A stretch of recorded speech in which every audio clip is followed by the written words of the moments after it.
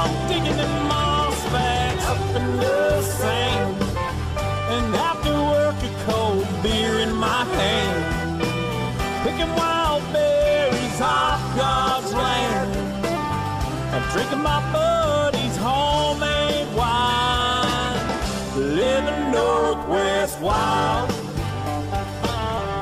Hunting, fishing is my kind of style. I float the Wainuchi when it gets hot. I'm proud I own the things that I've got. I'm digging them moss bags up in the sand, and after work a cold beer in my hand, picking wild berries off God's land, and drinking my buddy's homemade wine in the Northwest wild. Yes. Hey, good evening and welcome to Fish on Northwest. Wayne England and Tommy Donlan in studio as we are each and every week here at 6 p.m. in the studio at Fish on Northwest. We got a number of folks jumping on here saying hello. Jim Babcock, Corey, Travis. Hey guys, how's it going? Glad you guys are joining us once again as you do most weeks that we're here. And tonight, no glitches. Got launched, Josh. Very smooth. Very smooth. Not to mention, he had to make the fast track to get here from work, man. Yeah, he did. So, well done. Without getting pulled over. Credit to you, Josh. Yes, without getting, maybe outran the cops. I don't know. The kid's got mad skills, right? Is that the sound I heard outside? Okay. Yes. Yeah, they're actually waiting outside for when we're done. Said, give us an hour and a half and we'll hand them over to you. So we are here. You are here. Fish on Northwest is up and going, and we appreciate you hanging in there. We got a lot of great content to cover tonight, Tommy. Handful of items around the Pacific Northwest and beyond. We're going to talk kind of funny. I asked buddy Bill Monroe Jr., hey, man, is it ever too early to start talking Springer? He's like, too early? No, it's February. Heck no, man. Yeah. We're going to talk Springer. So, yes, a good overview with our good friend Bill Monroe Jr. of Bill Monroe Outdoors. Really going to kind of dial it in early Springer season, what you can anticipate as far as some numbers, where to put in the effort, what to look forward to, and just really some brass tacks on how to get it done. Mm-hmm. Got that to look forward to. You and I, in the beard, or hitting the road after the show tonight, getting over that pass, hopefully unscathed by snow. Got a couple days of fishing coming up in some, hey, Vicky and Scott are checking in with Western Fishing Operations, WFO. Nice to see you guys. Thanks for checking in. We got a couple days of fishing over there on the east side. We're going after them big fatty triploids. Yeah. We're going to spend a day on on Roosevelt with Troy Black. He's been on the show a number of times. He was available. We kind of swapped a bunch of things around, and some things came through, some fell through, and we just, persons made phone calls on our behalf. Lo and behold, we're still heading over. Tommy Donlan is going kokanee fishing, folks. Tommy Donlan is going kokanee fishing. Newsflash, Tommy Donlan's going kokanee fishing, but not just any 11 and 12-inch kokanee, my friend. We got some opportunity at some classic winter time kokanee and large, rainbow triploid, trout on Roosevelt, as well as the Rufus Woods. Matthew and his dad Kevin Gray stepped up. They would love to take us fishing, and so they're going to get stuck with us doing just that. We're going to show up at Rufus tomorrow morning and give it a go. Our buddy Bill Herzog's jumping in. We're going to have one heck of a good time. It's going to be good. And we're going to capture some really good content we're excited to bring back to you guys. Then we're going to get home late Saturday evening, unload the gear, reload the gear. Josh, Jordan, and I are heading back down to Oregon, hit the Silettes again with our buddy Kyle Bushelman, so we can get some good steelhead content on the upper stretches of some coastal rivers there. So lots going on. We got Dave Calhoun's joining us tonight via phone. He's got some really great advancements in some of the rods he's created now, releasing here in 2021. Manufacturer and owner of Northwest Rods. So Dave's excited to get that information out. He's got a big blowout sale going on this weekend starting Saturday. We're going to talk all about that. So again, we'll check in with Troy on the Rufus deal, Bill Monroe on the Springers. Got a couple how-to segments we shot last week when we were out on the river steelhead fishing. The steelhead really weren't around to play a whole lot. Like to take opportunity. We've had a number of questions coming in asking specifically on some bobber and jig, bobber-dogging or flow drifting techniques and some actual application of said bobbers out in the water, Tommy, and how to read water, how to adjust depth, how to truly know how deep you are or are not fishing.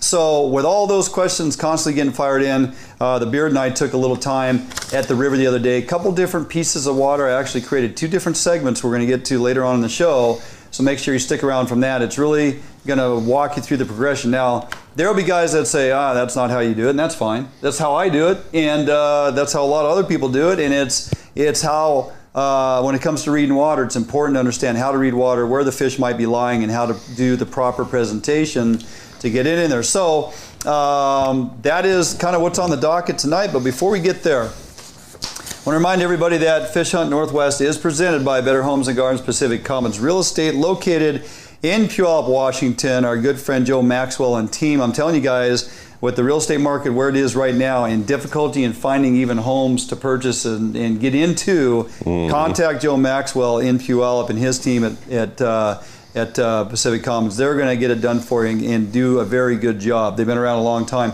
I also want to give a big shout out, of course, to our good friends out there, Defiance Marine, which I had to make the flame run. Made the trip, yeah. Made the flame run out there to Defiance today, checked on the boat, signed some additional paperwork to get her all locked in. I am now the proud owner of a boat. And it's getting splashed soon. They may splash it in tomorrow. Right on. They're going to go out and do a little bit of trial run on it and make sure everything's working like it should, and then park that bad boy in the showroom. Finalized everything with Certic on the electronics package with Ray Marine. Awesome. Some things on back order, autopilot and those types of things, which is all coming, but it's going to be somewhere late February.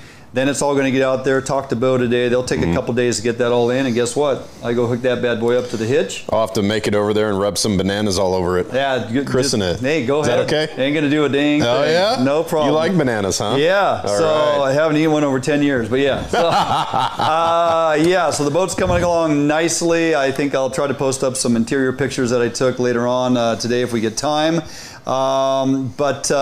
Yeah, pretty doggone happy with where it is, and we'll be taking possession of that soon. You know, hey, it is, we're rounding the curve here on winter, Tommy. We'll be into springtime and a lot of opportunities coming up. CQ and other things are opening around March, right? Blackmouth, yep. Blackmouth fishing opportunity March. If you have things going on with your boat now that you need to get resolved, give the folks at Defiance Marine a shout out, because their shop is second to none in getting things done and resolved, installing new equipment, complete power change, whatever you need. Contact the folks out there at Defiance Marine. Those guys in the shop are top notch, Tommy. They're going to get it done. And do not wait. Do not wait, because that line is going to get longer and longer and longer. Then you will be waiting. And then you will be waiting while the fish are biting. Yeah. So get your boat maintenance, get your gremlins figured out, your electronics and all those things that are giving you problems. Get it out there, get it done. Also, again, remind folks that we like to welcome one of our newest contributors, Phoenix Protective Corp. www.phoenixprotectivecorp.com. The reason they tied in with us is because we put a lot of info out there to a lot of retired military, retired police, folks with previous experience. If you are still looking for a line of work and have previous experience, military or police work or other security companies, check out www.phoenixprotectivecorp.com. Check out everything they got going on. Fantastic company to work for, 401ks, the whole deal, medical plan. Really, really sound company, and we're proud to have them on board for what they stand for. Now, some updates going on. Lots of phone calls this week. Lots of phone calls. And talked with Mark over there at Fish Northwest. Folks have been asking, hey, what's the update on some of these lawsuits, right? So the original lawsuit that was filed is still pending a judge's decision to whether or not to allow it to actually be entered into the courtroom to have a hearing on. Right. Now, I'll remind everybody that in rapid fashion, opposition was fired across the bow day one from WDFW, the tribe co-managers, and of course NOAA, BIA. Yeah, and Bob Ferguson. You know, he weighed in first day on that as well. So that one is still pending the judge's acceptance of bringing that one in for a court hearing, okay? They are in the works of sending in and firing off here a second lawsuit on our behalf, which I'm like thankful that they are. Yeah, so just to remind people, the lawsuit that we're referring to, this is basically 50%, right, based on the Bolt decision, 1972, I believe. The Bolt decision said 50% of the total salmon take goes to the tribes, 50% goes to the commercial and the sport. Now, my concern with this is that, you know, you think, you know, this is the guys that are with Fish Northwest and they have issued this lawsuit they're sport fishermen, right? Yeah. Now, nothing says that if this lawsuit takes place, they find it to be valid, they agree, yes, 50-50, nothing guarantees that 50%, whatever the delta was to 50%, is going to go to the sport fishermen. It could very well go to the commercial fishermen, right? So that's my main concern with this lawsuit. And I'm wondering, in some of the verbiage that I've seen, it says, Bob Ferguson have all come out in the opposition to the lawsuit, claiming the Fish Northwest, representing the recreational community, is not to be recognized as a separate user group. So if you took the time, which I did, to read through the documents that they produced from WDFW, Ferguson, and the tribes, they all put language in there that says this should not get a hearing. This has no validity. Fish Northwest is not to be recognized as a standalone entity. And their intent on the petition and what they entered into the documents had nothing to do with them being recognized as an entity. They dispelled that right from the start, right? Yeah. So they're on behalf of recreational fishing as a whole. I'm in opposition to you in regards, I don't have a fear that the commercials would have primary stake in that, whatever 12 additional percent that we haven't been getting, whatever the numbers are. They fluctuate over a few years, but there's a number there that's just been kind of shuffled this way and not given wholeheartedly to us. There's really no guarantee, though. I mean, you got to go through North of Falcon, right? And that North of Falcon process sets it. So that's the only... it's not an issue. It's more of a challenge that would have to be overcome for the sport fishermen, is to try to identify that the rest of that 50%, whether it's 11 or 12%, how does that get divvied up? Yeah, so so the main stake in the game here is they are vying for that percentage that we have not been receiving. Yeah. And they want that needle pushed back the other way to say, this is ours. This goes to our side. Stop pushing it over here and making backdoor negotiation deals, and it's like, well, then you can have these extra days on crab and area 10, and there's a lot of negotiations that go on that we have no idea about. Right. Yep. I get that, but Mark and the other guys, nonprofit, Fish Northwest, they feel very strong in the information they've put together with attorneys, and they've spent years doing this, that they have something to present to say we want to be heard. The other one that is going to enter into the court as well, that filed another lawsuit here, it is all about Section 7 permitting. And a little history lesson. Back in 2016, under the direction of Jim Unsworth at the time, our director of WDFW, we came to a impasse in the North of Falcon process. WDFW said, this year we're putting our stake in the ground and we're walking away. And they did. They walked away from the table. Which on the surface for the first week or so sounded like, hey, nice job, way to stand your ground. Then reality hits and NOAA goes, well, we will not be issuing any permits to WDFW to allow for the fisheries they've submitted, even if they fall within conservation constraints, but we don't have time to delve into all that and recognize it. The tribes have submitted. We know the tribes are on par. We're giving them permits to fish. You guys are going to have to wait for your permits. And we did. And they shut down everything. We had no fishing going into that fall season. You couldn't fish Lake Snohomish. You couldn't fish Lake Washington because anadromous fish travel through those waters, right? And so the bass guys, the perch guys, everybody was shut down.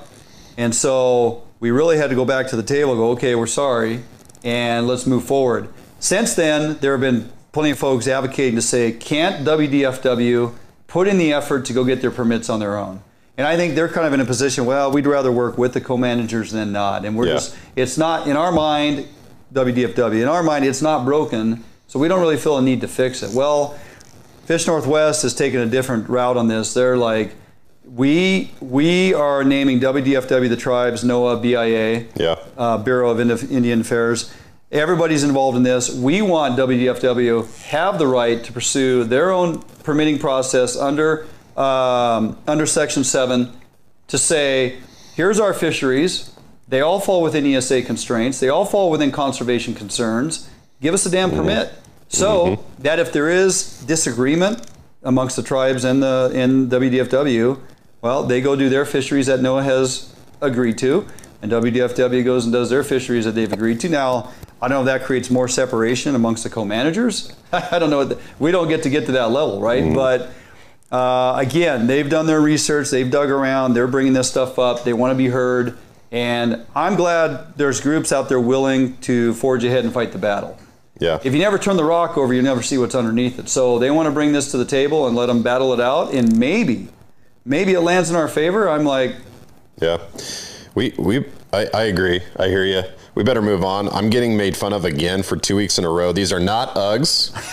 Okay. Yeah. These are boots.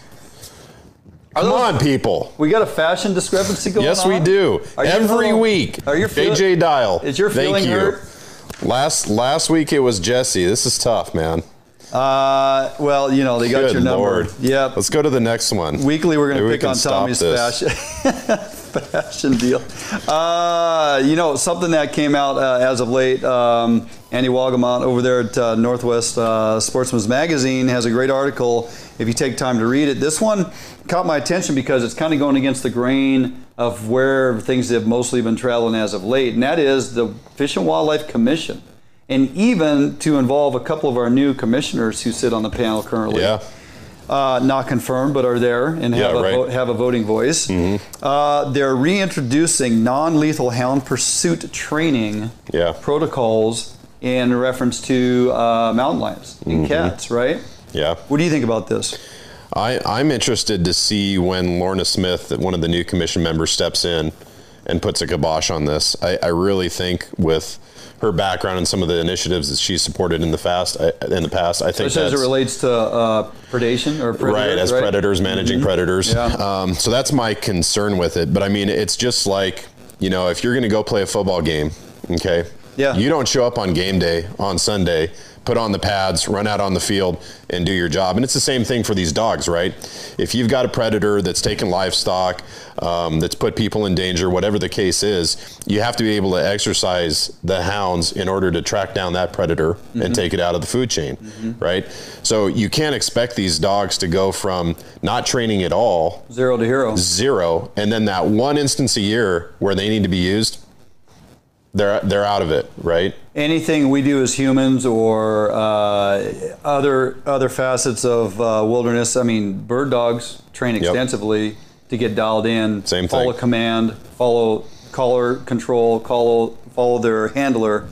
Biden follows his handlers. I mean, the whole deal, right? So I had to get that in there. You did. I mean, that's a term they're using, not me. Yeah. So the point made, as you stated, they have to be ready.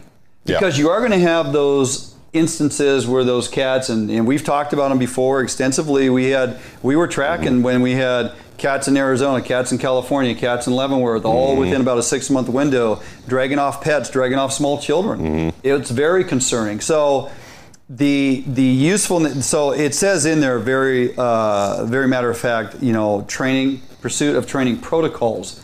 They've written the doctrine. It's like, this is it from A to Z. You will stay within the confines of this document. The handlers and the hounds are out working when called upon, just for even biological study.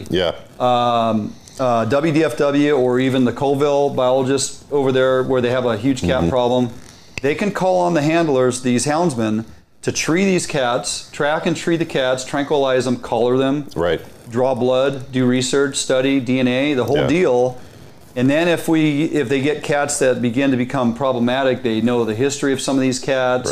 Is this cat, they're also utilizing this as techniques of deferment. Like, what can we do to push these cats away so they don't become comfortable in staying in this close environment? There's a whole lot of positives to this, right?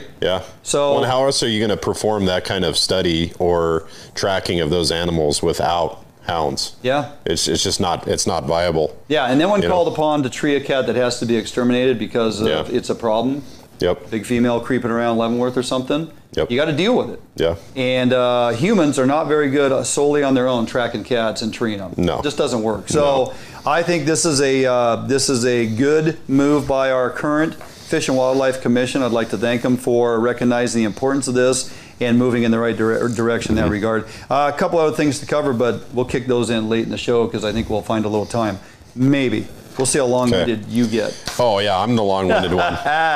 All right, we are going to jump out for a quick break. Thanks for joining us, everybody, tonight here. Blow up our content. Push this out to send it to all your groups, send it to all your friends, get folks joining in on the conversation. We really appreciate it. We'll try to pay attention to a number of comments and questions coming in here as much as we can, but it moves rather quickly with all the messages coming in. Josh helps us out in that regard. So if you got questions on any of the content tonight, hit us up here. Also, yes, please share this out there. Let's get a whole bunch of people on tonight, as we got some really good content coming up after the break. Speaking of which, jump out for that quick break. We come back, going to have our longtime friend Dave Calhoun, by the way, who is joining me here in studio when you take a week off or so to go on assignment. Right on. So he will be here, I believe, next week or the week after. I got to check the calendar. But awesome. That being said, we'll have Dave Calhoun, owner of Northwest Rods. A lot of really good information coming from him shortly. So don't go anywhere. Minute and a half or so on our commercial break. We'll be right back here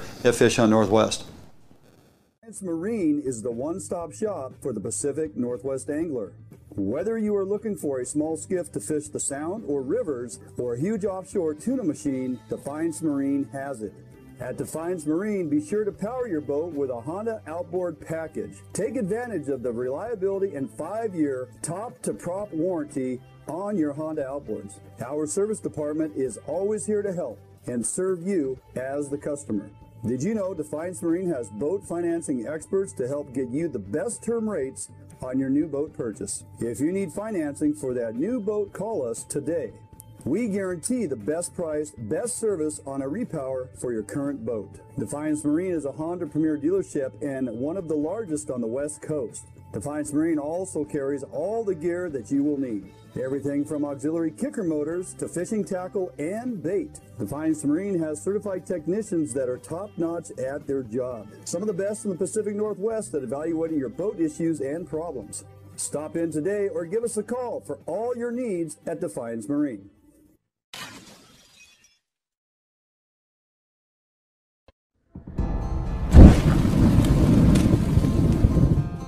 Today, the need for quality private security services is at an all-time high. Contract Security Service provides day-to-day peace of mind as they protect people and property. Here at Phoenix, we provide service for multiple state and federal contracts with services ranging from uniform, patrol, alarm monitoring, canine detection, executive protection, as well as investigative work. Phoenix client management models are built on understanding our clients' security needs and responding with a tailored program that is best fit for them. Phoenix provides excellent customer service through well-trained, highly motivated security professionals. Recruiting highly qualified officers is the first step in building a strong team. Currently, we are comprised of 70% prior law enforcement and military veterans.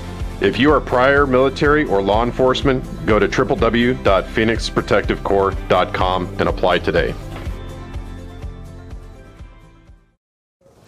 Hey, welcome back, Fish Hunt Northwest. Wayne England, Tommy Donlin in studio. Longtime friend and part-time co-host, it seems. Yeah. In your absence from time to time. I love it. Dave Calhoun, owner and creator of Northwest Rods. How you doing, buddy? I'm doing good, guys. How are you? We're great. Excellent. We're great. Except for Dwayne's long-windedness. Yes. Yeah. Don't let that stop you. I got a third long. I can't help it. Hey, before we delve into the whole rod manufacturing business that is business, you just returned from the Oregon coast fishing today in the pursuit of the Great Ghost. How'd it go? Did you find some fish? Yeah, I did. So, yeah, I'm going to give a good report and then a bad report, and then we'll get into something good. So that way kind of sandwich it in there. So the report is that the Oregon coast, really for guys that are looking for fish, is your go-to. And it's not a secret by how many boats I saw out there today. Yeah. And they all seem to fish the same. I mean, really, it's not about fishing the rivers right now. It's in what's fishable condition. This is the first day in about a week that it's been levels that you've been looking for as far as clarity, enough water to actually fish it and not have it be blown out. So conditions were the key today. All these rivers have fish in them, just like every river should have. Don't get me started on that. But it was very good. We were Bobber-Doggin. We went 5 for 9. 5 for 9. 5 for 9, winter steelhead, beautiful fish. That's outstanding. And it was really, really good. So that's the first day of 5 trips for winter steelhead. where I've touched a fish, and we touched 9. Yeah. That's awesome. Who were you fishing with? Well, I don't want to say. Okay. All right. That's fine. What does their boat look like? Well, yeah. It's silver and shiny, and it was metal. And it has a motor on the back. Yeah. Okay. So what was your presentation? What were you bobber-dogging, and did you actually bobber-dog all day, or did you do any suspended fishing at all? No, all bobber-dogging, and that was basically because there is so much pressure on the river, and really, you know, you could sit in a spot and you could try to run fixed floats, or you could do something else, but really you just got to burn down river and burn water and try and find fresh spots that haven't been hit, because they'll be holding fish if you can get to them. So we kind of, you know, went in the dark. I mean, it takes me about 3 hours in the middle of the night to get down there. Oh yeah. It was worth it today. So, awesome. So that's the report, is the Oregon coast. And, you know, with all the stuff that's going on with Washington's coast, it's a lot of people are looking for options and places to go. And that's really where we can just fish like we always have. And the fish here are just now starting to get good down there. Yeah. Now, the reason I go all the way down there is because my Southwest Washington rivers have been hit and miss. Right. One day you get a report there's a couple fish, and the next day nothing. I mean, there's nobody on the Kalama. There's nobody, you know, there's people on the Lewis and the Cowlitz trying to, you know, eke out fish, but it's not what it should be. And this run seems to be getting later and later. Yeah. So most of the guys around here are then going down to the Oregon coast, and they were all there today. Yeah. Well, yeah. They kind of anticipated we'd have a influx of Washingtonians down there to the Oregon coast, but yeah, you're right. You know, the Cowlitz really isn't. It's kind of hit and miss right now, along with some of the other Southwest Washington rivers you just spoke of, and you know, it'll start cranking up as we get a little deeper into spring. They've pushed that run back so far to almost coincide with the Springer run that it really is become an April-May fishery at times. So I guess we'll just kind of keep eyes on it and see how it goes. That being said, you gotta have something to catch them, and you, my friend, are in a position of producing a great product. Always have, with long-standing history in rod manufacturing. So, first of all, what do you got coming out that might be new or catch somebody's attention rolling into 2021? Well, so I've got a lot of new things going on. We're expanding our Kokanee rods into some different funky colors and different patterns and things, as you've seen from the last one I brought down there. Right. So we've got a bunch of really cool, fun stuff that I'm experimenting with different materials and that type of thing. And then, of course, you know, don't wait for the springers to show up to come to me for a Springer rod. Yeah, they'll all be gone. It happens every year, and I am going as fast as I can trying to get those scorpion salmon rods, especially. We just lost audio. Lost audio. Oh. On me? There he is. There we go. There he is. He's back. I'm here. Okay. Okay. Are you sure you're there? The scorpion rods are flying out of there, and I am going to run out. So by the time those fish show up in, you know, early May, when they're really here, those rods are going to be gone. So I'm trying to get everybody to jump on those while I have them, and then I can work on the next batch. I have new drift rods that are coming out. They have new designs. I mean, I've got so much stuff, but really that I answer the phone and I'm open for business, and I am cranking out rods as quickly as possible, trying to kind of pick up the slack where some other companies may not be doing that. And that's been my biggest thing, and that's what's kept me from fishing. So to get out today was such a treat. Yeah, no kidding. So Dave, for those that don't know, I mean, what is the total venue that you have for rods? Is it salmon, steelhead rods, and kokanee? Is it bass and walleye too? I mean, kind of walk people through your selection. Well, you know, I kind of, you know, got really good at my salmon steelhead stuff because that's what I do. But what happens is if you don't diversify and build walleye rods and kokanee rods and, you know, bass stuff and fly and all these other things, you're not going to make it. I mean, building steelhead rods is like building a gun for unicorns. You know, I mean, you might sell one or two here and there, but you are not going to get the masses, right? Right. You know, and so I love it. Yeah. So you've got to be prepared to do that. And the walleye fishery in the Columbia River is probably one of the underutilized fisheries there are. Mm-hmm. And when guys go out there and fish them and realize, number one, how many there are and how good they are to eat and everything, it takes some of the pressure off the guys that are, you know, doing 10 Springer trips for one fish. Right. So, you know, and as far as material and blanks, I have 700 different models that I can build. Sure. From, you know, a 6-foot trout rod all the way to a 15-foot Columbia River, you know, plunkin rod, and everything in between. So, you know, you don't have to have 700 models. You really want to focus on your, you know, your top 10, top 20 and do that. But the Kokanee rods seem to be, you know, I can't build those fast enough. Right. And then my Scorpion rod, which does something different than any other rod on the market. Yeah, especially on that. Yeah. So talk to us about the blanks a little bit. Are you designing your own blanks, or are you using somebody else's blanks and building the rod? How does that work?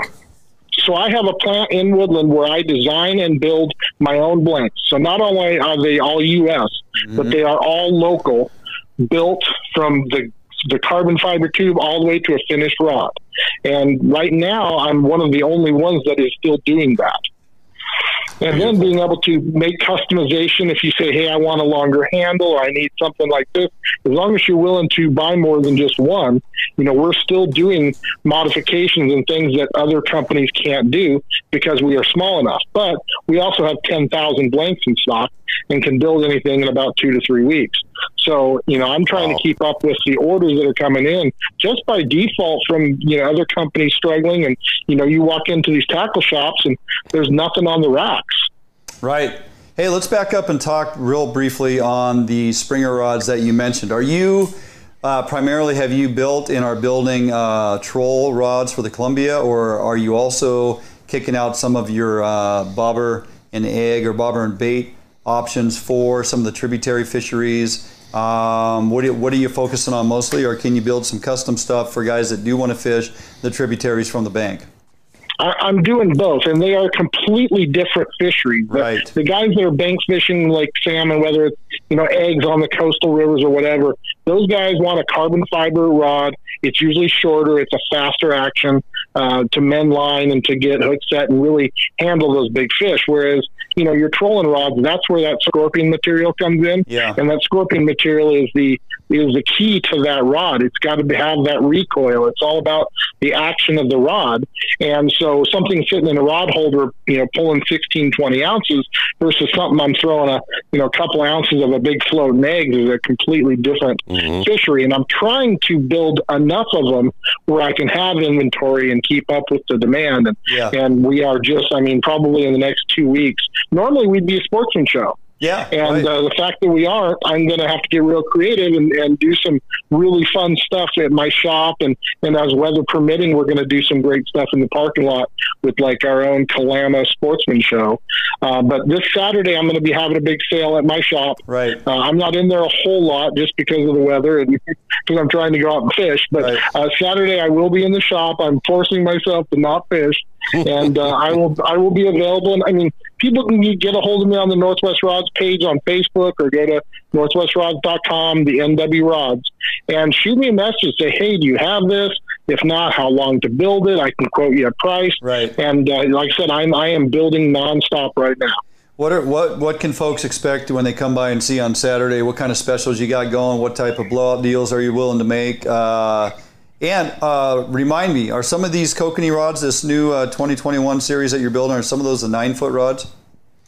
Yeah, I have a two-piece 9-foot that's available. Most people, once they feel that and they feel the 8-foot one-piece, they kind of get why a one-piece is a better option. Right. And really, a 9-footer, I mean, that extra foot's just pointing in the river. It really doesn't do you anything as far as the action of the rod. Yeah. But it's an option for people that want to do that. But the deals are in the shop, and it's really hard to sell a fishing rod over the phone or over the internet or something. It's kind of like online dating. You can look all you want, but until they're right there in front of you and you can put your hands on it, it doesn't really make a lot of sense. Yeah. So I try to explain that to people that, you know, I can tell you what it's going to do, but you need to put it in your hand and you need to, you know, figure out what you like as far as handles and everything else. Plus, I've got a ton of old stuff that needs to find a home.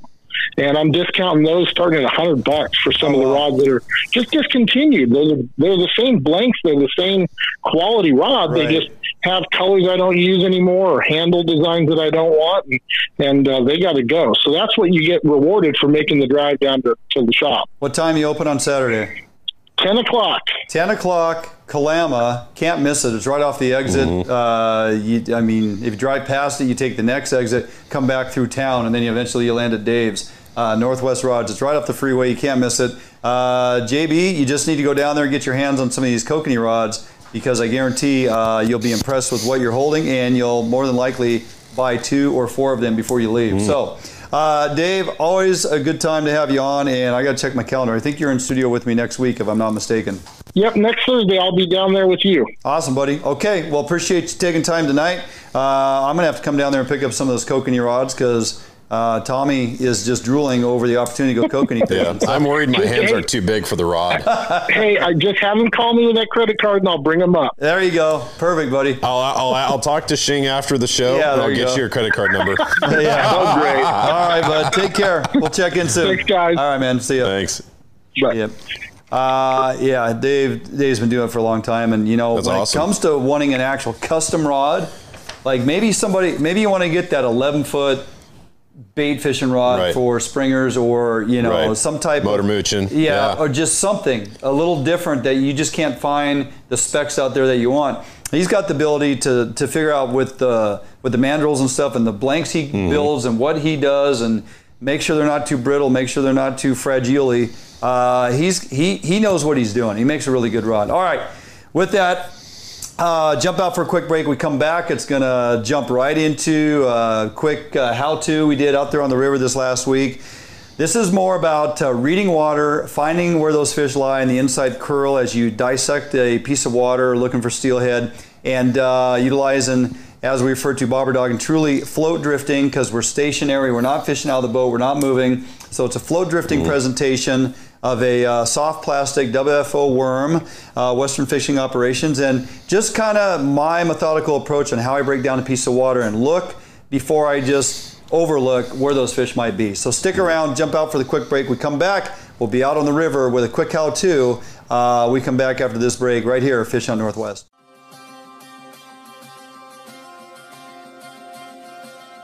Allied boats are built by West Coast fishermen for West Coast fishermen. Deep V 21-degree dead rise at the transom guarantees a smooth ride no matter the conditions. Allied offers all of our boats with Honda outboard packages so that you can take full advantage of the reliability and 5-year top-to-prop warranty from your Honda outboard. Allied boats range from 19 to 32 foot in length, so no matter what type of heavy gauge boat you are looking for, we have it for you. All of our Corsair 21 foot and larger designs come standard with reverse chine that is welded inside and out with no extrusions below the waterline, so that you will never have to worry about corrosion problems down the road. Get out on the water today in a boat that you can trust and enjoy with Allied Boats. Contact us at Allied Boats today to learn much more about our incredible fishing machines. New days, new beginnings, new friends, new loves, new dreams, new goals, new scenery, new job. No matter what the next chapter holds, Better Homes and Gardens Real Estate will be there to help you find the new that's right for your lifestyle at any stage of your life. Better Homes and Gardens Real Estate. Expect better.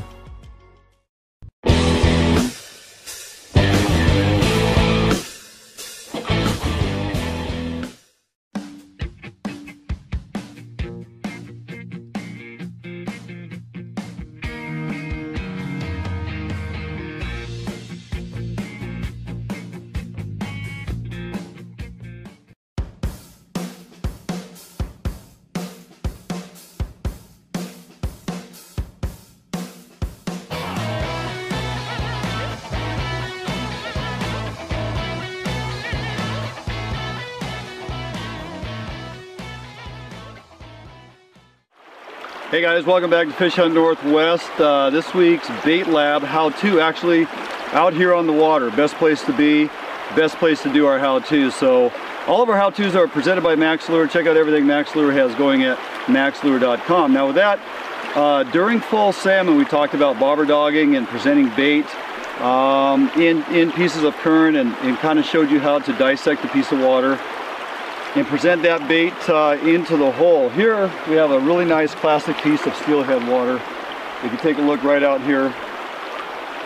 And the main emphasis here is I look at this piece of water at the top, and it will hold fish, okay? There's no doubt that fish can be lying out there. It's not moving too fast, and the fish will tuck to the inside here. Down towards the bottom end of this, which is actually the head of the hole, is where I want my presentation to sweep into, okay? So I don't want to start fishing down midway on this drift. It kind of gets into a corner, then it develops a little boil back eddy, pushes the current into a single seam that finishes out the end of the drift. So I look at this piece of water as it sweeps into this corner, and I know steelhead are, for the most part, somewhat lazy.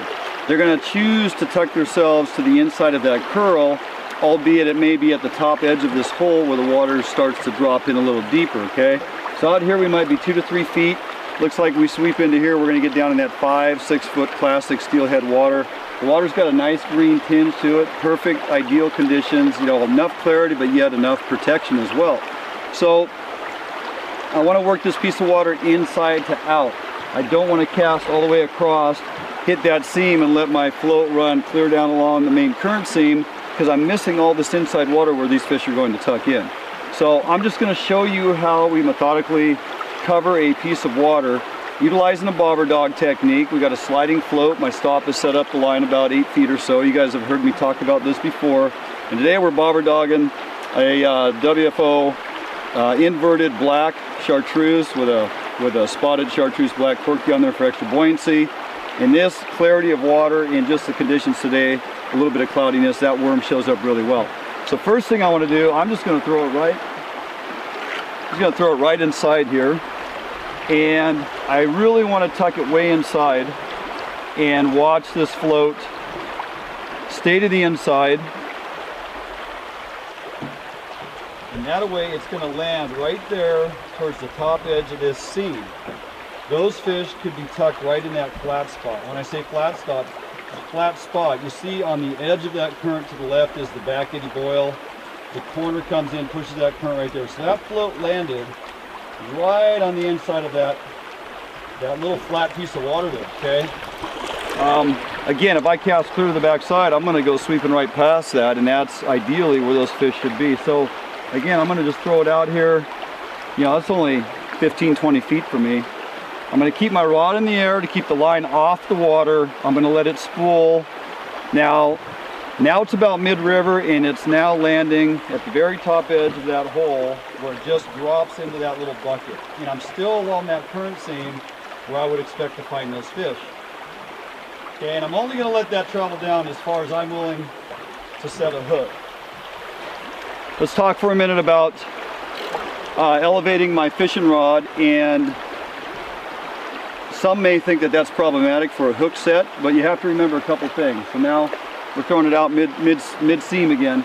I'm keeping my rod up and thumbing. I'm keeping the line off the water right to the float, and I'm allowing natural current speed to drag that down. It's okay to do that because if the bobber goes down, I'm not worried about setting a hook. The first thing I have to do is reel down and catch up with any slack in the system, okay? Anytime you're bobber fishing, the biggest mistake folks will make is bobber goes down, they set the hook. Ideally, bobber goes down. If you are bobber-dogging, fishing suspended, what have you, reel until you feel. It's something we've been saying for years, and it really holds true with any type of bobber-dogging, or in this case, because we're not in the boat moving, this is classic float drifting. I am literally drift fishing with my float. So again, the float's going down the current seam. When that float goes under for any reason, you reel down until you feel pressure on the rod. Then you come up with a hook set. Now as I work this piece of water, I'm casting it out just a little bit further. Again, keeping the line up off the water, allowing line to travel. I can actually, as I stop and go on my thumb here, I can feel that lead ticking bottom, okay? That's exactly what you want to do. You don't want to have so much...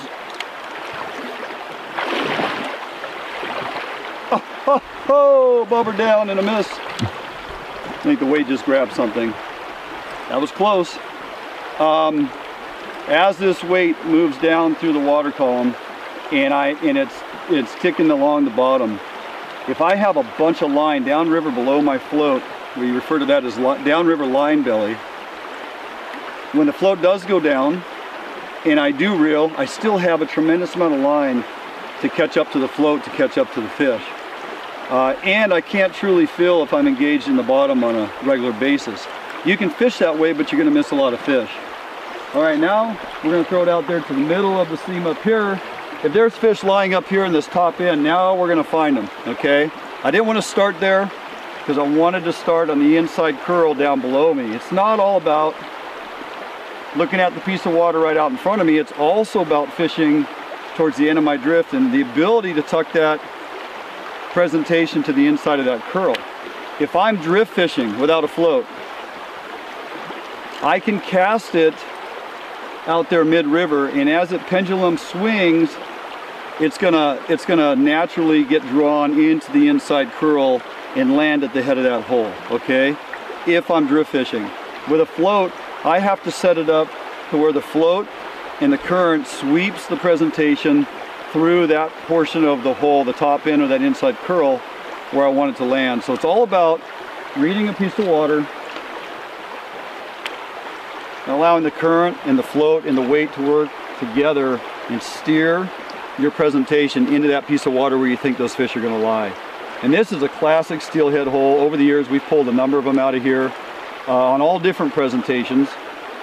Currently right now with the float drifting, we're dragging the lead. Next, I'm going to grab a rod that has a suspended bead and fish it more like a jig through here and see if that'll crank up or get a reaction. So just a little review on float drifting, Bobber-Doggin float drifting, as we are out here on a classic piece of steelhead water, and maybe a few tips to help you understand how you present that through. It's not all about simply casting out there in the middle and just let it sweep through. You have to dissect every piece of water, and some of the best advice my dad ever gave me was fish it from inside to out. Don't pass up fish that are tucked way inside, because again, they're lazy.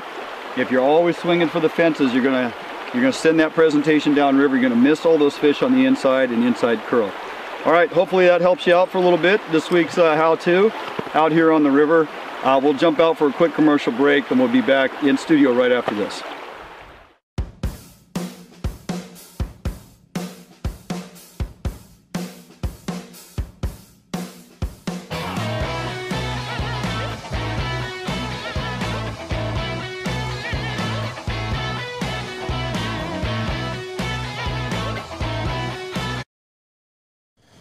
Hey, there you go, a little out in the field how-to, just kind of covering some information, Tommy, some topics folks have been asking about. We got a lot of folks that join every week and are looking for insightful, little tips and tricks here and all the how-tos you and I do, and all the different facets of fishing. And right now, hey man, it's steelhead season, when we can get out due to water conditions and when we have opportunity, and a number of our rivers were kind of forced into that bank fishing mode. So trying to teach you guys who have not grown up bank fishing and or are just trying to take it on now this year, there's a few things that maybe you don't think about when you approach a piece of water. Hopefully that was a little bit helpful. And if you got some comments about it, please feel free, fire away here. We're always trying to improve on the information we provide. All right, lots of folks asking, Tommy, yes, for Troy Black. Where is he?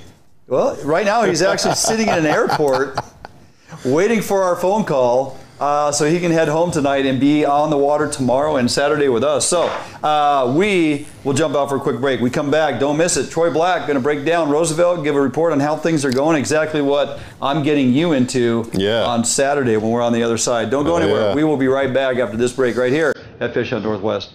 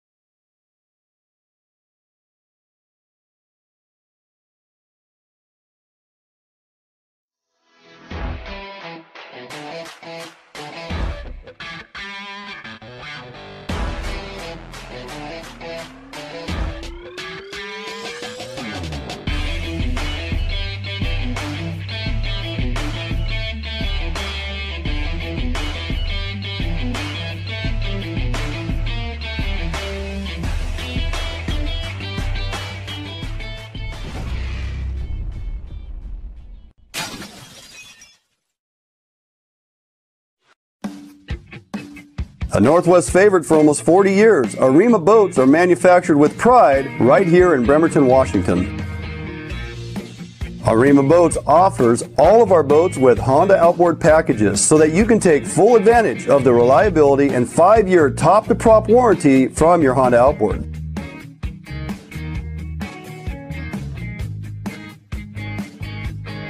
With literally thousands of Arima boats on the water throughout the Pacific Northwest, Arima boats are a proven hull design that offers incredible fuel economy and all of the amenities that a serious angler is looking for. All Arima boats are built without any structural wood materials. That is why we back our boats with a lifetime warranty. All of our Arima boats are designed to maximize deck space while also providing ample seating. Contact us today at Arima Boats for all your boating needs and let us help you get out on the water. Sweet. Hey, welcome back in studio. Tommy, Kokanee is on the docket. Yes, it is. And you're okay with that? I am okay with that. I understand we've already talked Kokanee rods. Yes. Now we're going to talk Kokanee tactics. I'm getting indoctrinated. Where to find them.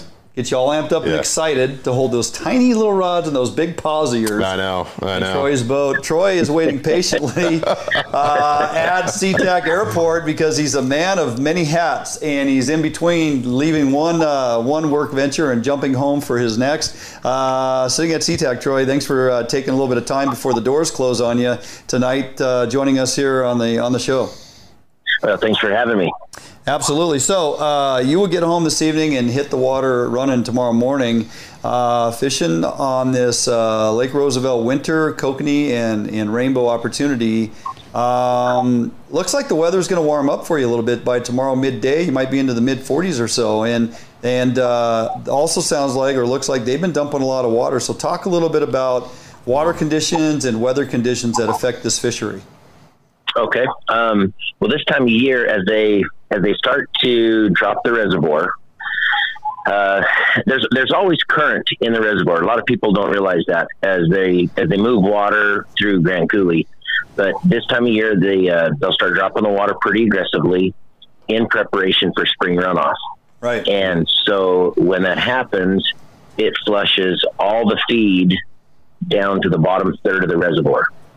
And of course, the kokanee that are scattered throughout the impoundment, I mean, all the way up into Kettle Falls, will follow that feed all the way to the dam.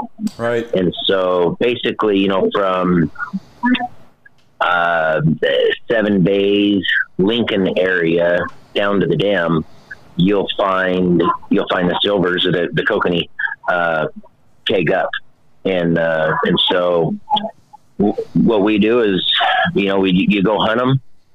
And this time of year, because they're migrating, they're here today, gone tomorrow.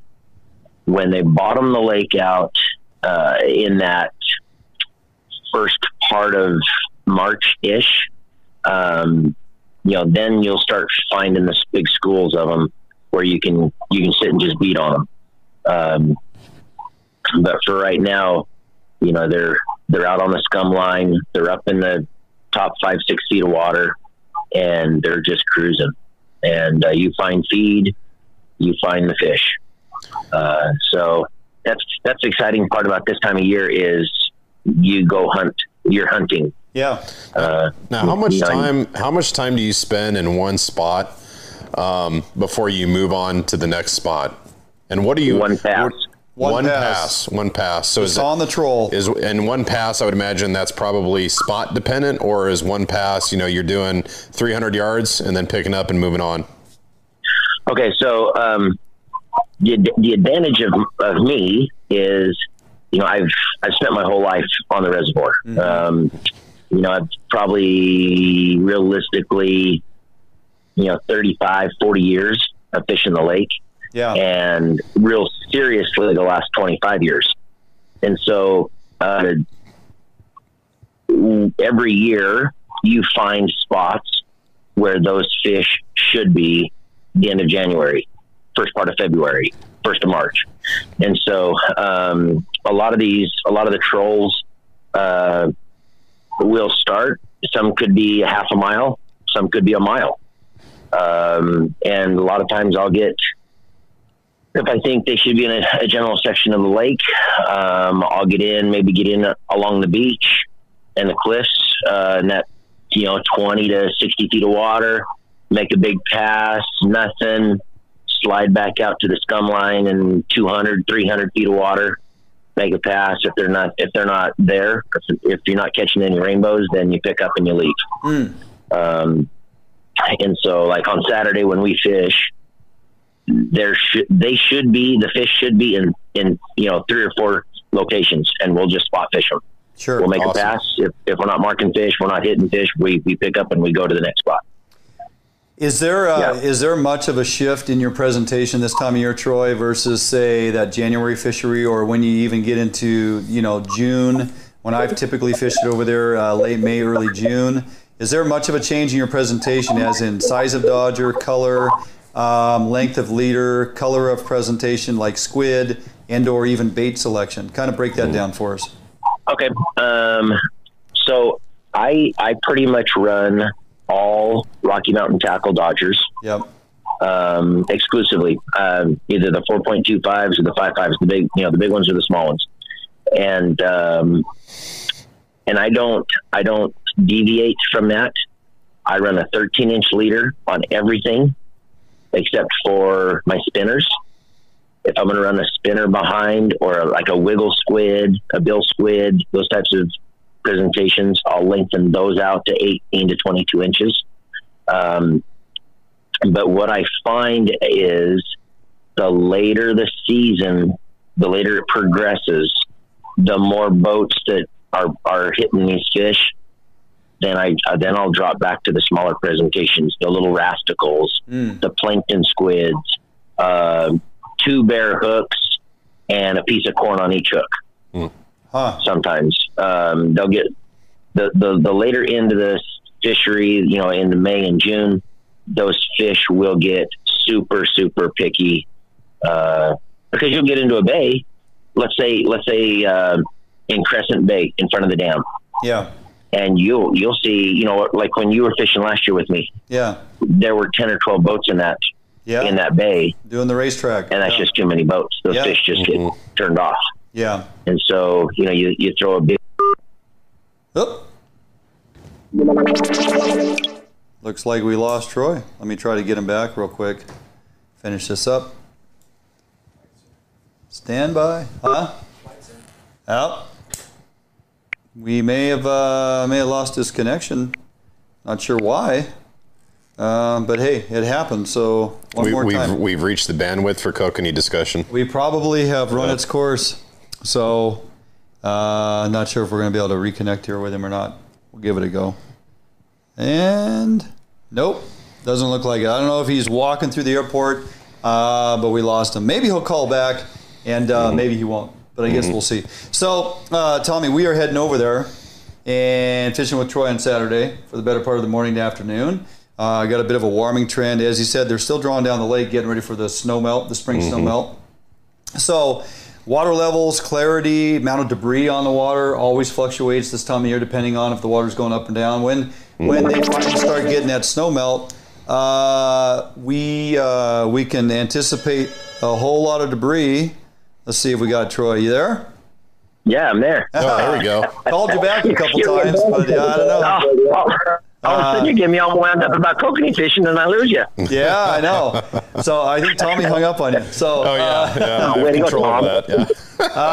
Okay, so you're pretty specific on your leader lengths and your size of your presentation scaling down as the fish get more pressured, and of course they start going a little deeper that time of year too. This time of year though, I mean, we're going to experience flatline trolling. You even clip into downriggers this time of year to know exactly how deep you are, or you just pretty much flatlining everything out the back? And how far is that setback?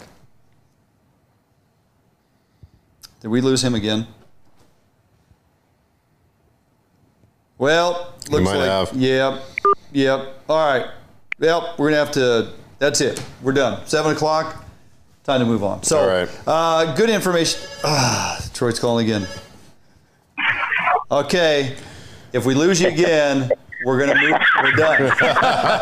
Stop walking around the airport. I am sitting in front of my gate, stationary. Okay. I don't know what's going on, but let's try to get through this. Let's talk depth. Okay, so go ahead. So real quick, we're gonna run. We'll run 2 downrigger rods, and we'll run those because the fish are shallow. Yeah. We'll run them anywhere from 125 to 200 feet behind the boat. Right. And anywhere from 3 feet deep down to 12, 13 feet deep. Yeah. We will go old school. I always throw a leaded line rod, just like Grandpa used when we were little kids, and it'll go right out the back. Yeah. And that, generally speaking, I'm going to run like a fly with a night crawler on it, more specific for the trout, for the big rainbows. Yeah. Just to keep, when we're on kokanee fishing, where we're looking for them, that one rod will keep people busy with the rainbows. Sure. That's and cool. Yeah, so we're always catching fish. Yeah. And then we're going to run some rods off our big planer boards off the towers. Yeah. And we'll run anywhere from 2 to 3 rods off a board. Sure. And those are going to be flatlined right on the surface. Mm-hmm. Maybe a 1/4 ounce, a 3/8 ounce weight in front of it to get it down a little bit, depending on the wind and stuff. Yeah. And what's fun this time of year is you get a 22, 23 inch, 24 inch kokanee that smacks that hummer on the top of the water, and it's like fishing coho in the ocean. He's going to come out of the water, summer steelheadish, tail dance and just fight. So it's a lot of fun. Yeah, we can't wait. So really looking forward to jumping in with you on Saturday. It's going to be a ball. Yeah, it's going to be a good time, and we're going to get some great content with you and really kind of dial in some of the questions folks continue to have, on how to unlock some of the things you need to know to be successful out there in that big body of water. So, all right, mister, we're going to let you go. You got a plane to catch, and we will reconvene this conversation first thing Saturday morning. We'll be in touch. Appreciate it. See you soon, brother. Sounds good, guys. All right, thank you. All right. Have a good night. Good night. Okay, bye. So yeah, I'm really excited to see the planer board operation. Yeah, it's because pretty awesome. I think there's some application there in some other fisheries, so I'm really interested in the mechanics of how that works. Yep. Yeah. You will have your engineer propeller on, I'm sure. Take a note. Yes, indeed. All right, brother. Okay, we're going to jump out for a quick break. We come back. It's time to talk a little bit of springer fishing, Tommy. Something else we're going to get out here this year. Go chase some springers a little southwest of here. Longtime friend Bill Monroe Jr., Bill Monroe Outdoors, is patiently waiting for a phone call, and he's going to get that. We're going to connect with him, hopefully stay connected with him through the segment when we come back after this commercial break right here at Fish Hunt Northwest. An Outdoor Emporium is the largest local outfitter in the Northwest since 1975, providing thousands of people affordable outdoor gear. This summer, make your next outdoor adventure more affordable by shopping at our warehouse-style pricing. We are a local Scotty dealer, offering sales, service, and repair. Located in Fife and Seattle, come visit us today. The outdoors await you.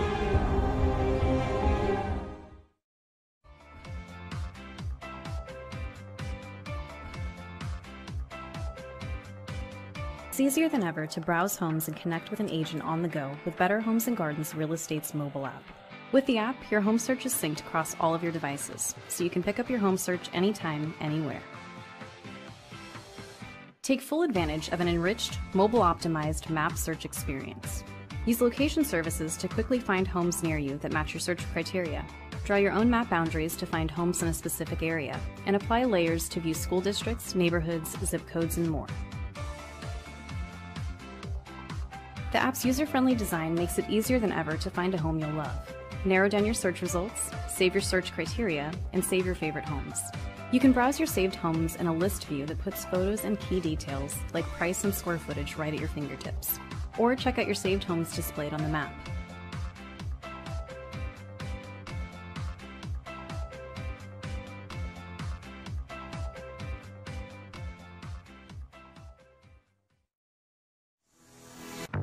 Yep, for sure. Oh yeah, big fish. Yeah, buddy. Nice fish. Oh, beauty. Gorgeous fish. Bobby's on the board. We got a good one. Oh, yeah. Whoa, Oh, oh. No, geez, come on. Nice fish. Nice fish.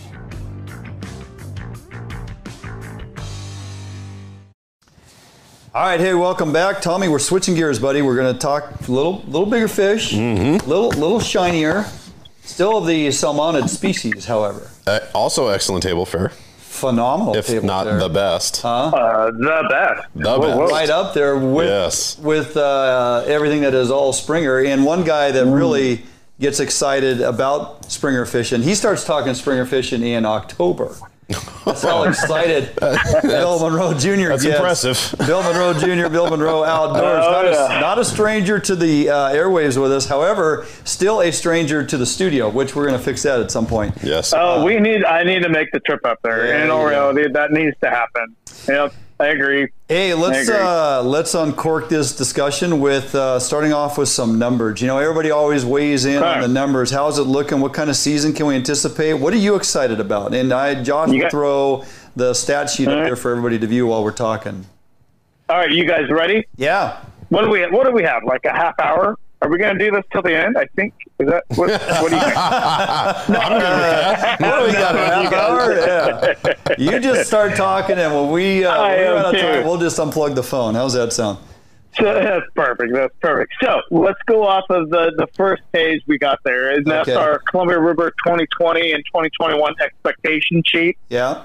That happens. We get this sheet on our preseason run forecast meeting that the stakeholders get. And of course, I really am deeply it's like my baby. I love the Columbia River to death. That's my honey hole. And whether it's spring, summer, or fall Chinook or sturgeon, it all matters. It just so happens that these are the best tasting and my most favorite ones to go after. And these are what I've done my entire life as a kid. And this is the creme de la creme when it comes to restaurants and everything. They all are sought after these Columbia River and Willamette spring Chinook stock. That's the big deal. So if you start looking at our sheet, we're going to start going over the Willamette. The Willamette just from forecast, the Willamette has almost 10,000 more fish coming back to it. And we're hopeful that at least 60% of those are going to be 10,000 more hatchery fish. So 60% of that hopefully are going to be the mark rate. And that's going to allow us for 2-rod use, and it's going to be open every day for the entire year for 2 fish per person, and you can use 2 rods. When's the last time they had the 2-rod endorsement there on the Willamette? Oh, we're 4 years minus that now. Wow. Yeah, we've had to, yep. And the Willamette, you get to use barbs. So that's kind of a fun thing too, right? Wow. Yes. Yeah. Things we're looking at. We're getting little nibbles of 2 rods and here. barbs. Yeah. Now, this is the Willamette fishery only. Let's be very clear about that. This is for the Willamette only. Let's be clear. That's from St. Helens in the Channel or Kelly Point. Right. The actual entrance to the industrial side of the Willamette all the way up to the fall. Yeah. Okay. Yep. And that's a pretty good stretch. And we call the Willamette fish the snow bellies. Those are we call them because they have a really bright white belly. And they're like a Santiam or a Mackenzie stock fish, which are the upper Willamette reaches. Those fish are really identifiable because out in the Columbia, when we get whatever time we get for springers up there, we can actually target the Willamette fish in lower sections of the Columbia, anywhere from, like St. Helens all the way down to Astoria in all reality, if it's open. And we'll talk about that here in a minute. Okay. So those snow bellies are a big deal. If you get a blackface, which we call the Columbia fish are the purple backs and the really shiny sided fish, but they have kind of a gray belly and they got a real black face about 2 or 3 minutes out of the water and after we bonk them. Yeah, they turn black, and so we call them black faces, and that's how we know that's your creme de la creme springer right there. That's your upper Columbia stretch. Yep.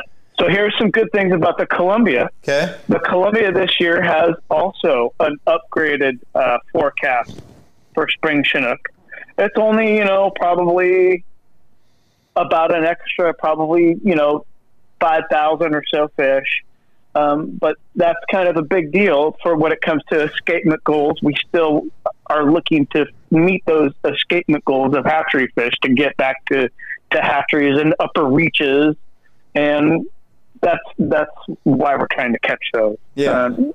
In all reality, the Columbia will probably see a season. It will be single rod though, and it will be one fish per person per day. Hatchery fin clips. Okay. Yep. Now, we are probably also 4 years or 5 years removed from being able to fish below St. Helens in the spring.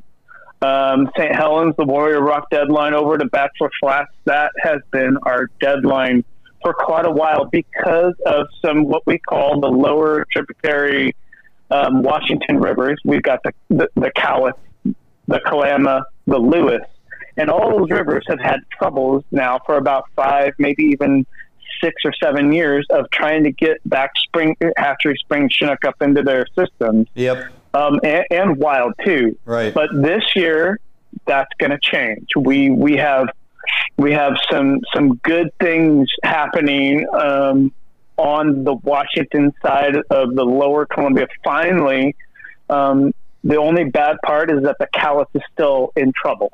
It still has a very, very poor return, very few fish to barely meet escapement, if at all.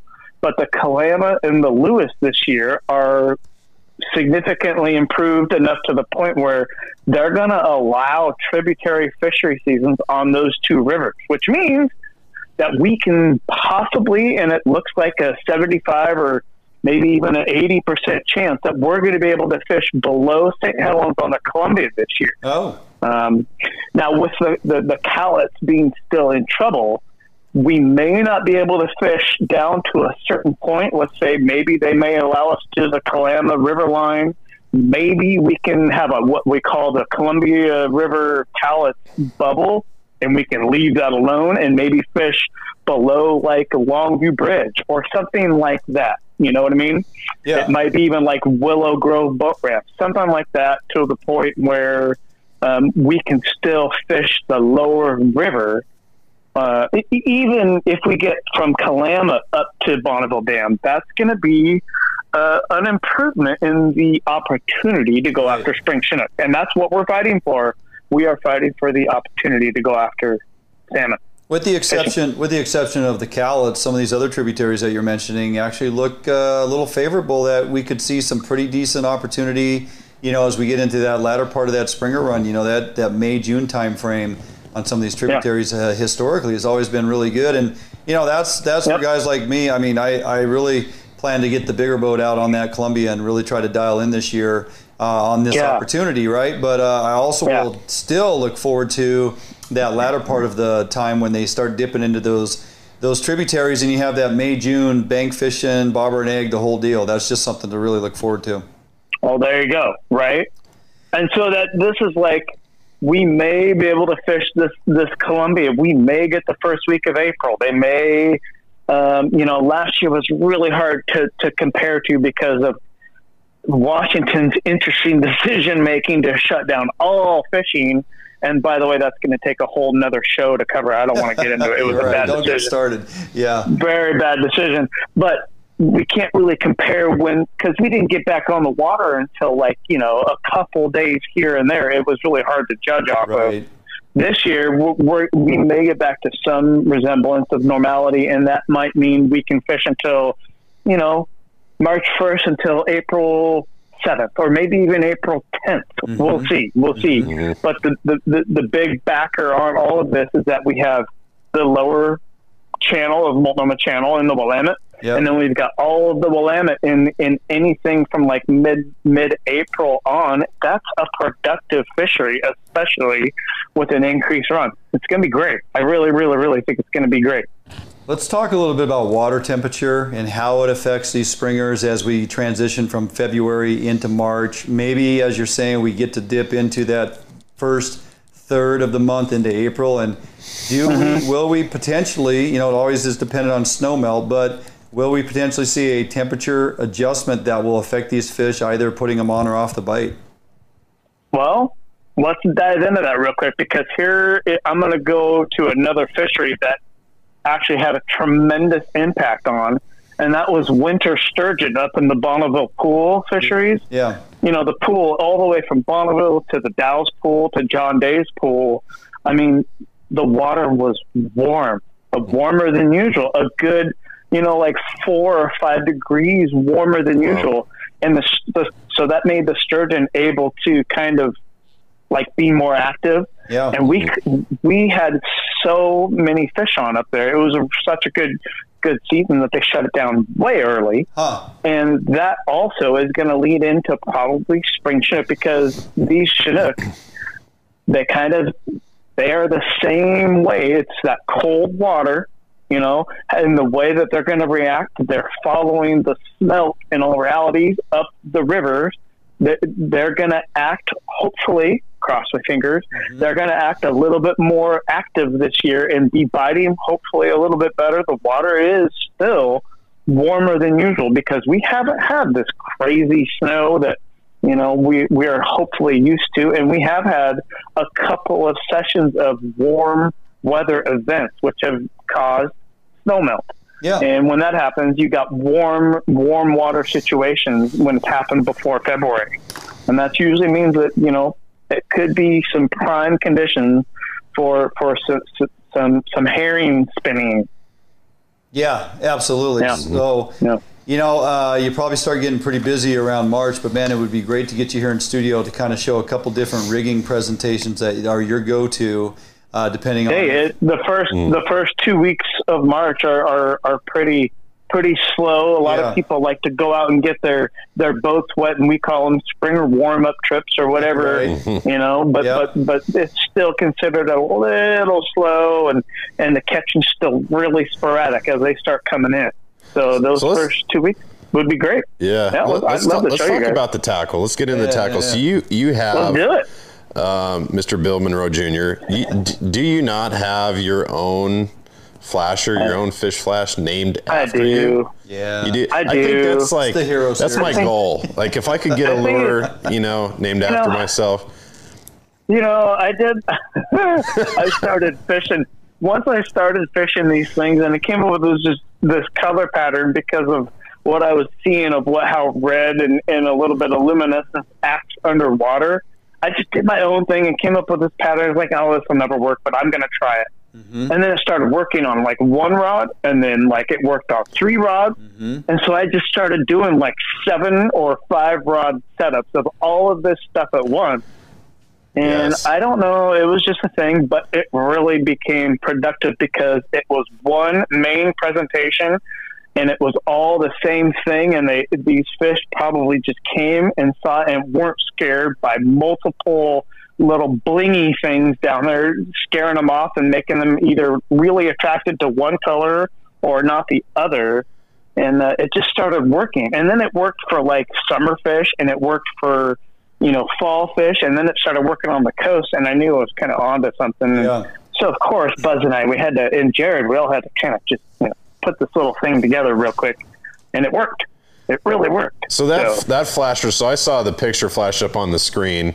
It's a red. Of all of them. It must be a red UV board, right? And then it's got a Mylar sticker on it, and then the one side is that it's kind of like it looks like a pearl. And then I'm curious, what's on the back it's side? Pearl UV on one side, and then flame orange or flame red actually on the other, and then the back side is an entire stick of Pearl UV. Pearl UV, and that gets it going. Yes. I have to get some of those. And your theory, as you were explaining that just a couple of minutes ago, is that you put them all down same color because you're very convinced that fish key in on schools of fish. Yep. And if everybody is running the same and same size and all that, there's nothing to be afraid of. If you decide, if you're having a day where that particular flasher is not working, do you change them all out to the same exact color and pattern, or do you then start mixing them up? Yeah, you do, don't you? Yep.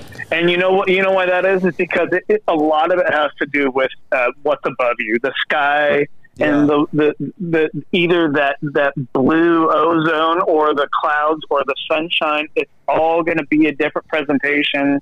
If it's raining, here's the big picture. If you're out in the ocean, you see what a school of herring or a school of anchovies or a school of, they're all going to act a certain way. Right. And if you're a predator and your natural instinct is to go after something because you're hungry, or it's an instinct, like when they're in fresh water, if a salmon returns into fresh water, they're not biting because they're actively trying to eat, like crazy to stock up.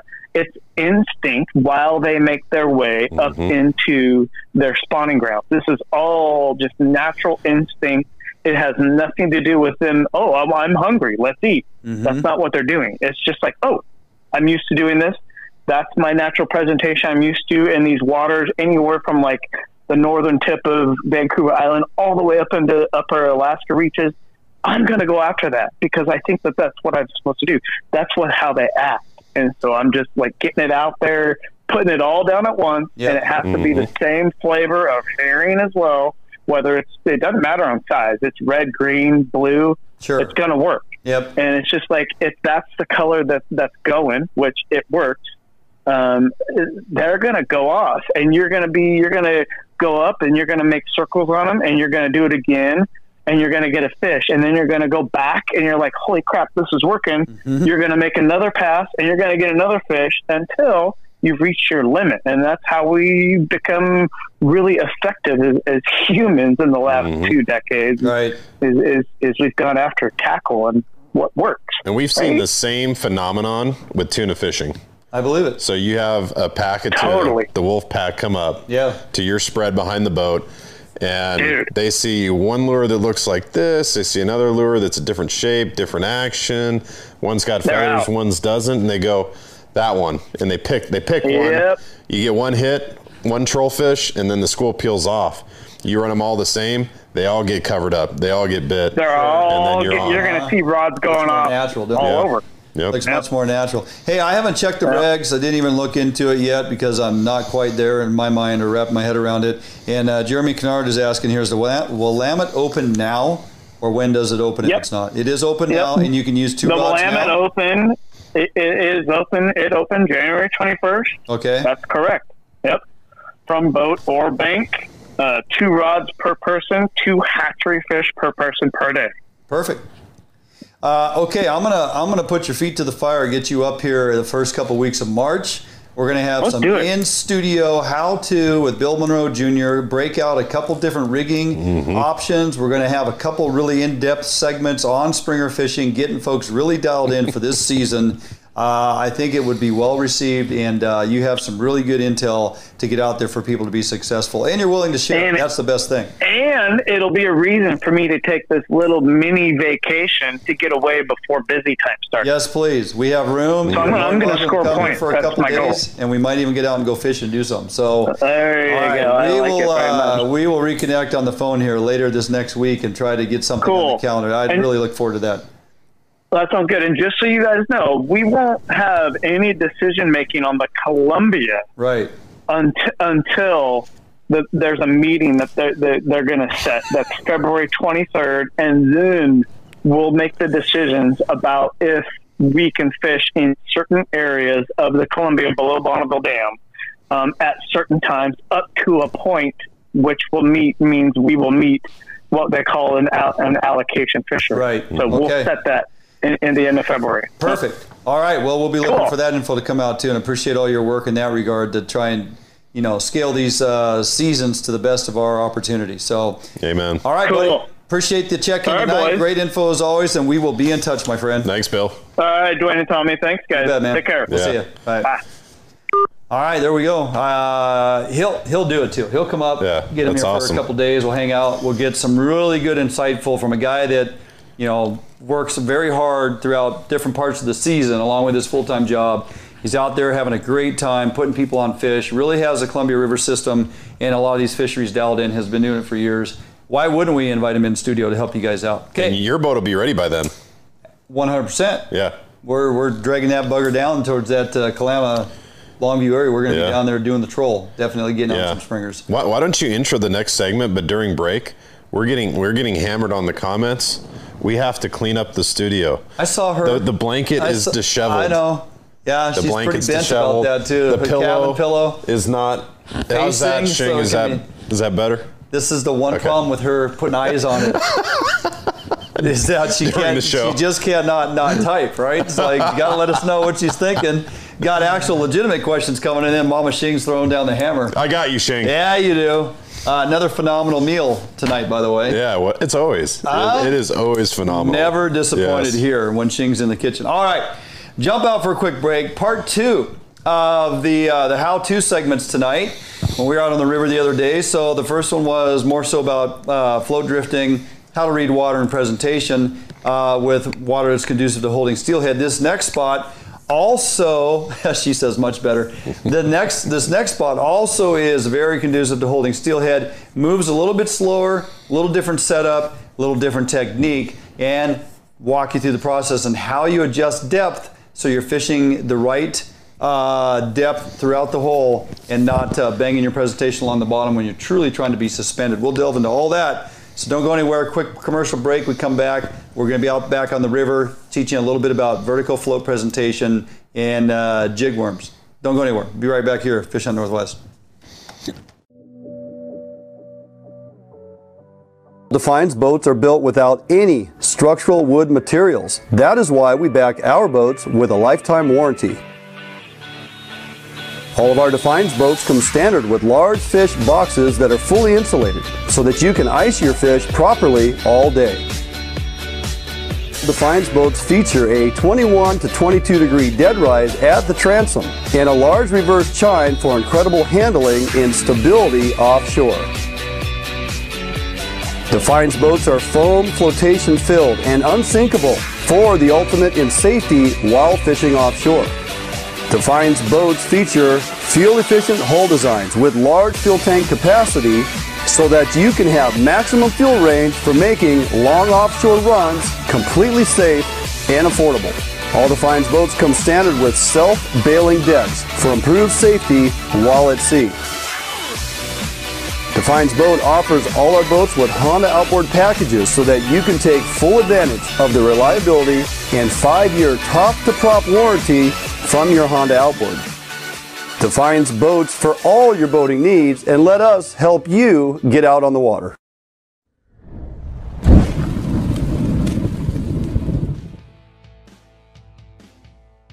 Today, the need for quality private security services is at an all-time high. Contract Security Service provides day-to-day peace of mind as they protect people and property. Phoenix Protective Corporation strives for excellence. Above all, Phoenix security officers are managed by leaders trained to inspire and encourage greatness. Here at Phoenix, we provide service for multiple state and federal contracts, with service ranging from uniform, patrol, alarm monitoring, canine detection, executive protection, as well as investigative work. We here at Phoenix are looking for highly motivated individuals to apply. If you're a vet, retired or active, and would like to work with us, please apply.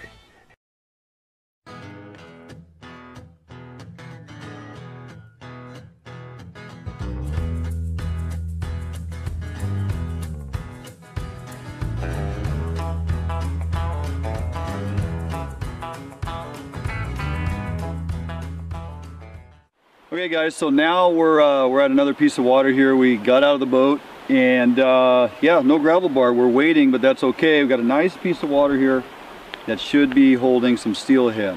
A little difference in that it's not moving as fast.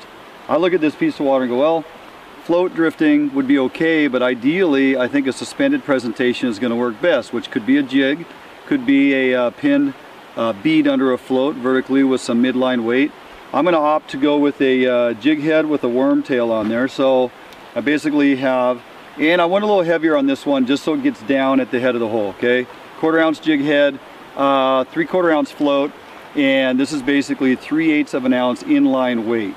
I'm fishing fluorocarbon leader because the water conditions are conducive to making sure everything is nice and stealthy.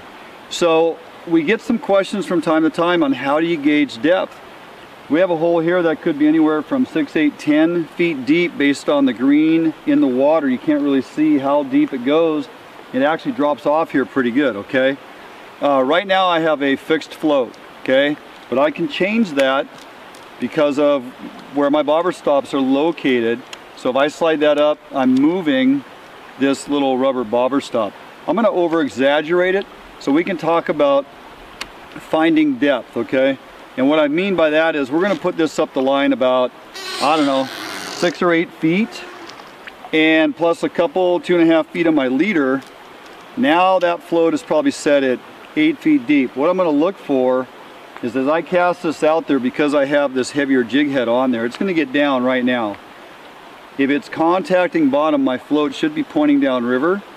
And as it's coming to me and I'm collecting line, I will actually feel the jig tapping on the bottom on the rocks, okay? That's what I don't want, but to show you guys the difference in how we adjust float depth, I over-exaggerated that float set, and it should contact bottom. So I'll throw it out here. Again, we're gonna fish this inside to out, okay? And now the weight is down. I can already feel it, and it already got hung up. I can already feel it contacting bottom, and you look at the float, it's pointing down river. It's not sitting vertical up and down. So that float is pointing down river, and I can see it bouncing on the bottom. Okay, I've obviously set my float too deep. So now I know that it is, there's my float stop at the top. So I literally have that thing set at, you know, a 9.5 foot rod, so 9, 10 foot deep, okay? Far too deep. Now we're gonna take our bobber stop. I'm going to slide that down a couple feet, and we're gonna throw it out there again. We'll see, and again, I'm not throwing clear to the back side. I don't want to be in that real fast water on the back just yet. I want to fish this soft stuff in the inside. It's still tapping on the bottom. So if I plan to start off fishing the inside of this water, I typically will walk up to a hole like this, and I will set that float at about 3 or 4 feet total, okay, from stopper to where that jig is suspended in the water. So right now we're probably at about 4 feet. I would anticipate at about 4 feet being able to throw it out here, inside curl off of that little seamount here, and be vertical. And there you can see the float is vertical. Now I'm collecting the line as it comes to me. I'm holding the line up off the water. Every once in a while I can feel it just barely tapping the bottom. But I know the hole's gonna get a little deeper as it drops in here. So I'm gonna give it line, and now as it swings past me, if the line is on the water and between me and the float, the water is moving slower than the water that the float is in, it's okay to leave that line on top of the water, because it's not gonna go past the float and create downriver line belly. All right, everything is straight in line. If the float was to go down right now, I simply reel down, collect the line that is straight on, and it'll set the hook, okay? I could feel it. I could feel it just barely ticking bottom when I'm way inside on that water, so that tells me it's about 4 foot deep. I'm gonna cast a couple feet further out into the current seam, probably get to that 6 to 7 foot depth, and this float setting is gonna be just fine. With the clarity of the water, those fish are gonna come several feet. They're gonna move several feet to come check out what it is. So now I have a really nice suspended float. Line is up off the water. I can follow that down. My rod is in the air, keeping the line off the water. Again, if the float drains, no big deal, because the first thing we're going to do is reel down till I feel pressure on the float, feel pressure on the fish. And now as it comes past me, if I want to let that line lie on the water, it's fine. Again, it's not going past the float, okay? Whenever your current seam that you're fishing away from you is slower than the water between you and the piece of water you're fishing, and if you leave the line on top of the water, you're going to create that downriver line belly. If the water between you and your float is slower then the water you're fishing, you should be able to let the line lay on top of the water and follow your float, and you don't have to worry about creating that downriver line belly. Now if I'm fishing that far seam out there, and I know that the hole's gotten a little deeper as I go across further, I can put that float just a little bit deeper. But you know, right here, I'm a good 4.5 foot on depth. The hole's probably 6 to 8 feet deep. Again, with the clarity that we have with this nice green in clear water, you got about 4 to 6 feet of visibility. Steelhead are very reactive to color contrast. They're visually stimulated, and that's why, you know, no bait, no scent, no big deal. Using contrasting colors, we got a white head, black worm, pink tail, and that color contrast should pique their attention. The other thing you can do is if you look at your jig heads, when you start beating the paint off your jig heads, that tells you you're knocking the rocks on the bottom far too often. So adjust your float setting so that your float travels through the water column nice and vertical, and when it goes down, typically it's going to be a fish because you're not coming in contact with anything on the bottom. Hopefully that clears it up. How to adjust your float, find your depth. A float is a great indicator to tell you how deep the hole is, whether you're steelhead or salmon fishing. In this case, obviously going after steelhead. So set your depth shallow to start with, fish the inside of the water, work your way across, deepen it up if you need to, and when that bobber drains, reel down before you set the hook. All right, that's going to do it for us out here on the water. This week's how-to. We are going to jump out for a quick commercial break. We'll be back in studio right after this.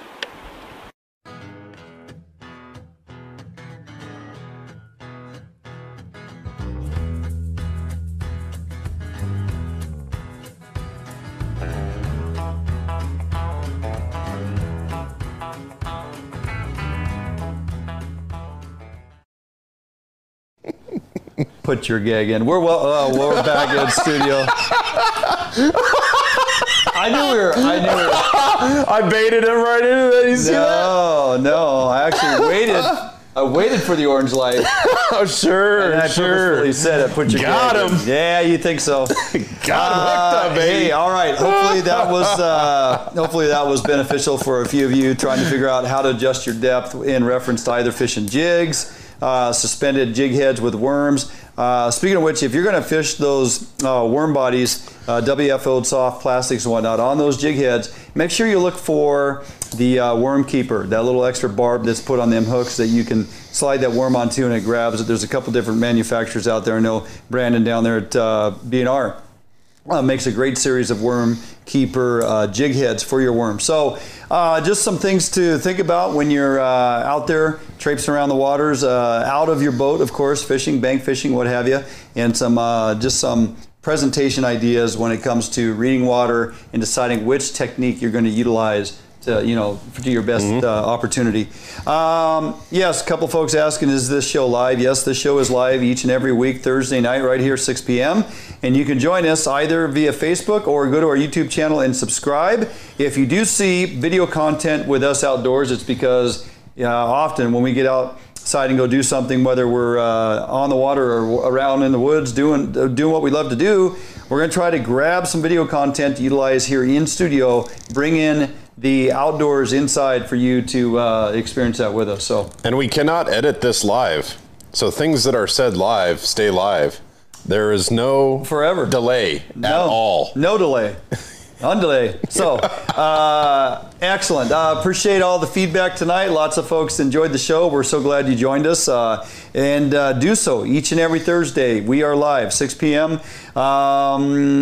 That's about all we got, man. We are going to get out of here. Yeah, we got to hit the road. We got to hit the road. We got to get to the east side. Going to bring you guys a lot of great content over the next couple weeks. That outdoor content I was just speaking of, we will start rolling into the next several weeks as we hopefully find success in pursuit of the triploids, the big kokanees with Troy, some of the rainbows there in Roosevelt, getting down to the coast, Oregon coast again to chase some steelhead, bring that to you. Looking forward to some good times on the water in the next few days and the following weeks. Hopefully you find time to get out there. We had a little water event the last few days. Rivers jumped up, now they're on the drop. Cooler temperatures are coming, ideal conditions as we roll into the first week of February here. So if you're going to get out and chase some steelhead, there's a great opportunity to go do some. There's still a few hatchery fish around, Tommy. and a good number of natives starting to show up in our waters. So get out, enjoy. Join us throughout the week via our Facebook page. Be interactive with us. Post your pictures, and by all means, please send us your questions. Tommy and I are on there constantly, whether it's via YouTube, where you can post questions and comments, and or our Facebook page. Give us the comments, give us some information you're seeking, and we'll try to involve that into our show. So have a great week. Get out there and go be successful, have fun.